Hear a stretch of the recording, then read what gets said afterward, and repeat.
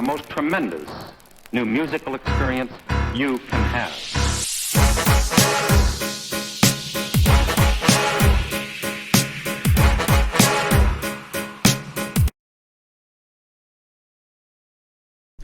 Hey, what's up, y'all? It's Logan, and I'm here bringing y'all this review to this newest N9ne project called Enterfear. Now, for those of you who don't know who N9ne is, he's been going since the late 90s. He had a period of time in which he was really popular in the later 2000s, earlier 2010s, specifically whenever he was releasing projects like Ever Ready, All Sixes and Sevens, and most recently in 2015 whenever he dropped Special Effects. That was his last big project, I would say, one that everyone enjoyed. Or for the most part. He's known for basically creating that Kansas City chopper style, which is just basically rapping fast, but not in the way that it's like, oh, that's not even impressive anymore. It's like in a fun way where he does have some good lyricism. It's really fun to listen to. He's one of the only artists where it's actually forgivable to rap fast and be impressed by it. Just because that is his entire style. Like, he basically created that. So credit where credit is due. That's him, Twista, and Busta Rhymes. That's their thing, you know? He also always has a lot of rock influences on his music, which is very enjoyable. You know, he talks about being raised on rock and metal, and so whenever he infuses that in some way, it's very fun to hear that. And you definitely get some of that on here. His last three projects have been just, decent, nothing crazy. Let's see. The Storm, that one was probably one of my least favorite projects by N9ne. Encapsulated by the song Sriracha, where, Tech performs well on every track, but you get a feature from Logic that is completely phoned in. And this is back when Logic was hot, This is 2016. This is like the incredible true story, like right before everybody, right whenever he was about to start falling off. Like, this is where I noticed, I was like, okay, Logic's going downhill. What's going on? And, you can tell, like, he literally even had a line on that song where he's like, I should have gotten this to you a long time ago, and basically admitting to phoning it in. Regardless, don't want to go down that rabbit hole. He had that. He had Planet, which was decent, but again, nothing stand out. And then N9ne, which was just a lot of fun. A lot less features than he usually has. This one, he gets back to having a lot of features, but the features work for the most part. But yeah, so with that, I'll go ahead and dive into this one. So the standout tracks, the positives that I want to throw out, the intro, Just Die.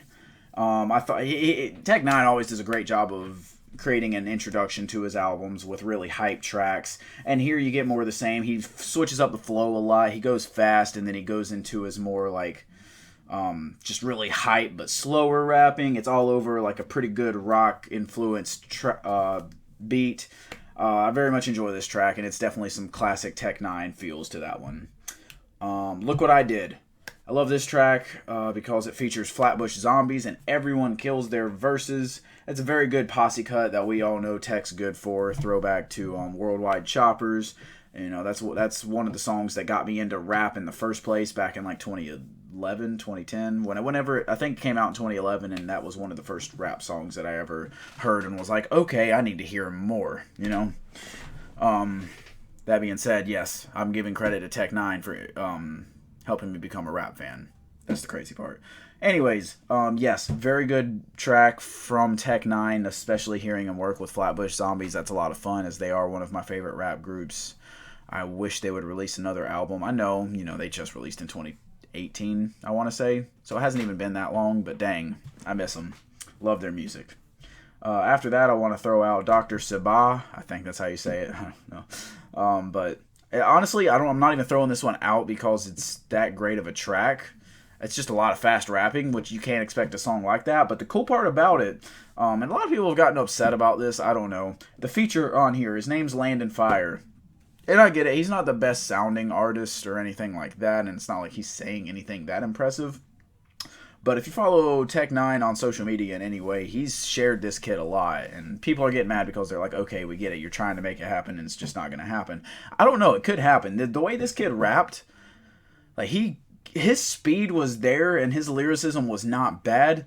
The reason I'm saying all that, he's only 13, so it's pretty impressive to see him going on a track with N9ne and keeping up with him to a degree. Now, obviously, again, N9ne's like, I don't want to use the term legend too loosely, but he's been around the game for over 20 years now, and he's been successful for the most part, and he has a cult following. So to say he's a personal legend to a lot of people, I could at least go that far. And to see this kid keep up with him was pretty cool. After that, Feel So Sad. This is probably actually the best track on here altogether. Everything considered, where N9ne describes just sad stories. One where it's his first experience, like it starts being his first experience being flirted with by a gay man, and he doesn't realize it. Like, you know, it's back when he was younger. He didn't even realize that, you know, gay people existed or whatever, you know? Like, it's just like, why would he do that to me, you know? Like, I'm not a woman. I don't look like one, you know? Talks to his mom about it and blah, blah, blah, learns. But later on down the road, he's with some friends who see two men together romantically, just out in public. I'm assuming they were holding hands or something like that. I don't know. And then his friends are like, you know, it's time for some gay shaming. Let's go beat him up. N9ne sees him beating him up, and he stops him, and he's like, hey, guys, that's not right. It's sad that that kind of evil exists, like, whether we agree with him or not, or whether we are gay or not, regardless of agreement. You know, he doesn't really say which side he falls on. Although making a track like this, I could assume, but I don't want to assume anything. But either way, you know, it's sad that you feel the need to do that. Like, why can't there just be love? And then also throwing out something which is a very interesting point on the next verse, another sad story where you know, he had some friends who were attacked by members of the KKK, and so that led them to hating all white people, like assuming that all white people are horrible, racist, like want to kill black people type of people, like the KKK is. And that leads them to attacking just random innocent white people, you know. And he comes out and he's like, hey, he's basically saying like, y'all, this is not right. We shouldn't be doing this. You can't fight evil with evil in this way, especially whenever these people aren't the people that did anything to you. You know, they're innocent. They haven't done anything. You don't even know what their views are. So I thought that was very good concepts for both sides of that. Especially one talking about racial inequality in that way too. That was very interesting to hear. After that, I also enjoy the track Saw Something, which again you can always expect from N9ne, a song about his late mother. Very sad story, you know. He was raised very religious. She was a very religious woman. And this is just about him looking for something supernatural to keep believing in his religion, despite the fact that his mother was taken by this unfair disease. That caused him to test and possibly even lose his faith. He goes back and he has a song about this on every single album, so I really don't know where he is in his walk of faith, but he's constantly questioning it and going back to it because of that death of his mother. And I always enjoy his tracks about that. And then he follows that up with the last track, KC Smile, which again, he's from Kansas City. It's just talking about giving credit to those he's lost, that he grew up with. And of course giving credit to where he grew up. I enjoy that track. I think it's a good way to end this album. To say negatives, I can't say that there's songs that I particularly dislike, although there are quite a few skips. That's just the way with the N9ne album. I mean, this is 19 tracks in an hour long, so 19 tracks, you're going to have some skips. Especially when you're an artist like N9ne, who just a lot of your discography is based on rapping fast with some good lyricism, but not all of it has a point per se. So of course there's going to be some skips. I mean, there's nothing wrong with that. Like, I don't want to say there's anything wrong with that. That's just like I said, that's just what you come to expect with him. So yeah, just a couple of generic N9ne songs. They're still good, but it's like, you know, you could trim that a little bit, cut this back from 19 tracks. You know, I still don't see why we're making albums that long in 2020, especially when you're an artist like this who's releasing an album every single year. Although, again, I'm not complaining. I love N9ne, and I always find some keepers or some songs that I'm going to go back to whenever he releases music. I do keep on hoping we'll get another Ever Ready or another All Sixes and Sevens at some point. You know, something of that caliber from him, not saying the exact same album, but maybe one day. We'll see.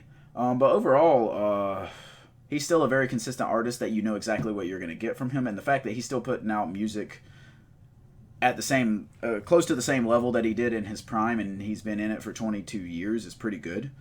Actually, I'd say that's really good. With this album, I'll go with a 6.5 out of 10. Like I said, I found enjoyment in it, but there was just more skips than there weren't. Or at least more songs where I was like, okay, that was decent, but I'm not going to come back to it, you know?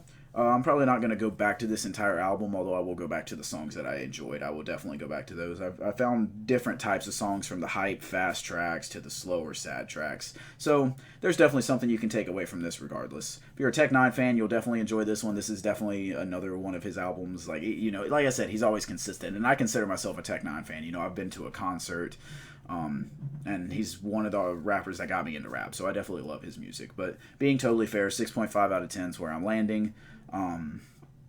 That's all I got for y'all on this review. If you enjoyed it, hit the like button, comment, and sub. Make sure to hit the bell next to my name for notifications. Share this video so your friends can check it out. I appreciate y'all, and I'll hit y'all up next time.